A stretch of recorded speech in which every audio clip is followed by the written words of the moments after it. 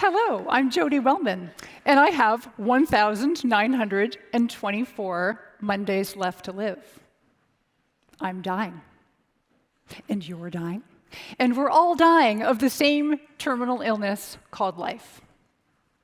Call me crazy, but I feel like this is excellent news, because remembering that we will die is the secret to a well-lived life. Allow me to explain. There's an old Latin phrase called Memento Mori that translates to remember we must die. And I want us to do just that. Remember that we are totally temporary, but not in a morbid kind of way, because that's no fun. I'm thinking more of a let's wake up and stop taking life for granted kind of way. A year after he was diagnosed with pancreatic cancer, Steve Jobs said, "Death is very likely the single best invention of life. It is life's change agent. Memento Mori can act as the spark plugs we need, especially in the midst of a global pandemic, to snap out of autopilot and fully participate in regret-free lives." In my research and through thousands of hours of coaching people, I found 3 questions that help us stop taking life for granted, that help us live like we mean it. Question number 1. Do you know how many Mondays you have left to live? Our Mondays highlight whether we're in a groove with life or a rut, right? As Ellen Glasgow says, the only difference between a rut and a grave are the dimensions. With an average life expectancy of 80 years, we get roughly 4,000 Mondays. And whether you have 2,500 to go or only 25, how do you want the rest of your thousands or hundreds or just dozens of weeks left to actually be? Yeah, okay, you might be wondering why we're getting all granular by quantifying our life countdown timers. Researchers call this temporal scarcity, that rare or temporary things are believed to possess greater value. So framing an event like our lives with an expiry date makes it that much more valuable and precious. You know, the idea of living life more fully just isn't as motivating without the shadow of death showing up to highlight all that we have to lose. Life becomes valued to the extent we recognize its impermanence.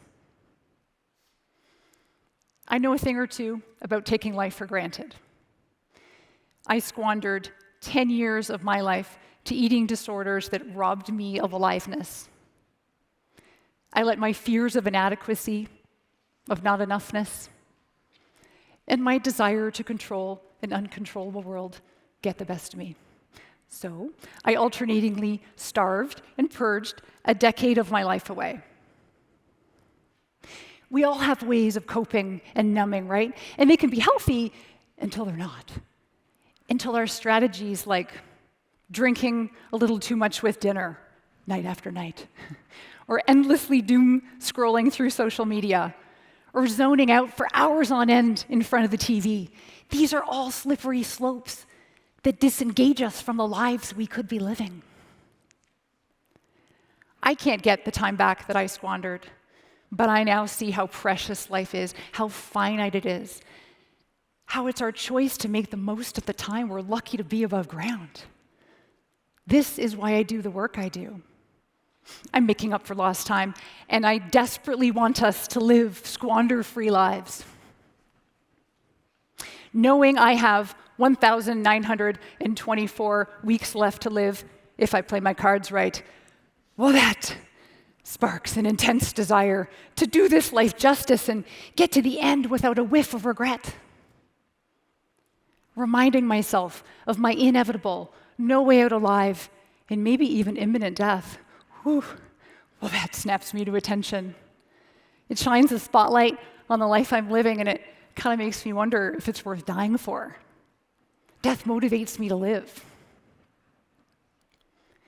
But don't just take my word for it. There's a reason why people who have had brushes with death, like through illnesses or close-call car accidents, falls off roofs, they experience what psychologists call the roar of awakening, the wake-up call of death. They have an outrageous appreciation for their lives. They have a clarity about what really matters, and a clarity about the trivial things that really don't matter anymore. One of my clients from Chicago, Christia, was diagnosed with breast cancer when she was just 37. She beat it twice and emerged through the rubble with this crystal clarity about leaving her big cheese corporate gig to start her own business. She was laser focused on doing the work she wanted and ditching the work that no longer lit her up. Research consistently shows that people who have faced death don't waste time attacking the problem of finding meaning and fulfillment in life. They get down to the business of living with urgency, like Christia. And that's what we're after, right? Is the wake-up call that underscores the value of life, but without the drama of a near-death experience. Memento Mori can wake us up to life. So much of what we've been talking about is avoiding regrets, avoiding getting to the end and feeling like we pursued the wrong things, instead of the goals that might have given us a shot at more joy. And this leads us to question number 2. If for some bizarre reason you got word that you were going to bite the biscuit tonight, what would be in your book of coulda, shoulda, wouldas? Might you have just a page? A chapter? Several volumes? I ask this question around the globe, and the answers are invariably similar. People say they'll regret not going for that big job in New York, not running that half marathon, not seeing the sunset in Santorini, not fixing their relationship with their mother, not asking Debbie Sue to the prom. Mark Twain was spot on when he said, we're more likely to regret the things we didn't do than the things we did do. And research tells us that regrets can be powerfully effective if we tap into them in advance and then edit our lives along the way to prevent them. I left a soul-stabbing job not long after my mom died with volumes of unfulfilled dreams in her 50s. Precisely because I didn't want to wonder about my own paths not taken. This is why I do the work I do. We don't have to live the version of our lives that's riddled with regrets in the making. With the Grim Reaper in mind, we can take action on the lives we really want to be living. And we can cross the potential regrets off one by one before life calls it curtains on us. So far, we've talked about how much time you have left, not nearly enough, and we've talked about how you don't want your life to be living in the land of regrets. Now let's explore how you can make the most of your precious existence with the help of positive psychology. Thanks to modern advancements, we have more years in our life than ever. But do we have more life in our years? We can't control how long we live, but we can control how well we live. Researchers make it clear there are 2 ways to look at well-being. So one is hedonic happiness, which involves feeling good, and the other is eudaimonic well-being, which involves doing good. And I propose we can deliberately widen and deepen our lives with these 2 branches of well-being. We make our lives wider when we stuff them with vitality, expanding the breadth of the fun, the hedonic pleasure, all the experiences life has to offer. Okay, think of this as a continuum that ranges from being in a Netflix coma, like bored and in permanent autopilot mode, all the way over to getting an A+ for showing up and fully participating in life with enthusiasm. This right here is the liveliest version of your life. And you might widen your life by jumping out of planes, playing the trombone, gardening, exploring new neighborhoods, baking baklava, hiking through Zion. The list goes on. My client, Christia, will always be famous to me for booking spontaneous trips to places like Bali to reignite her feelings of aliveness. So what can you do to widen your life with vitality? And to be clear, though, this isn't about living like an Instagrammable, just-for-show kind of life. It's about staving off the boredom that comes from feeling stuck in the dull and monotonous versions that our lives can slip into, right? We know when we're asleep at the switch of life, but we often lack the momentum to turn that switch back on. It seems as though our fear of death is rivaled only by our fear of living. Embarking upon life wholeheartedly with anticipation and excitement as though it was an adventure, that all-out approach to life can make up for its crappy finitude with intensity and passion. But research tells us that living wider isn't always enough.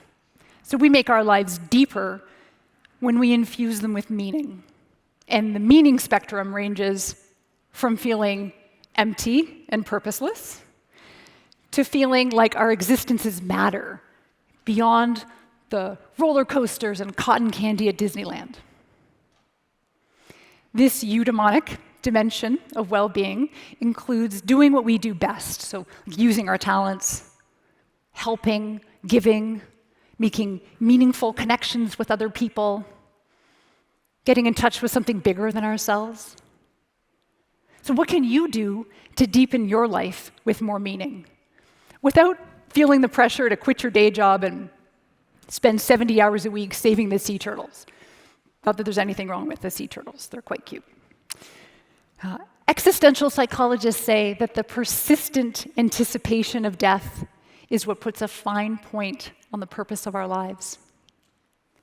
That sense of urgency created from Memento Mori can be what crystallizes the meaning in our lives.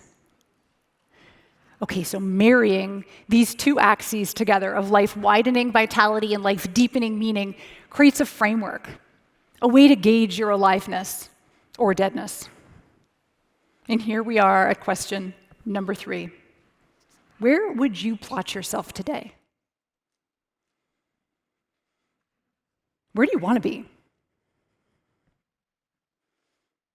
My research shows a whopping 40% of people feel meaningfully bored. So okay on meaning, but woefully short on joie de vivre. And this was true even before the pandemic.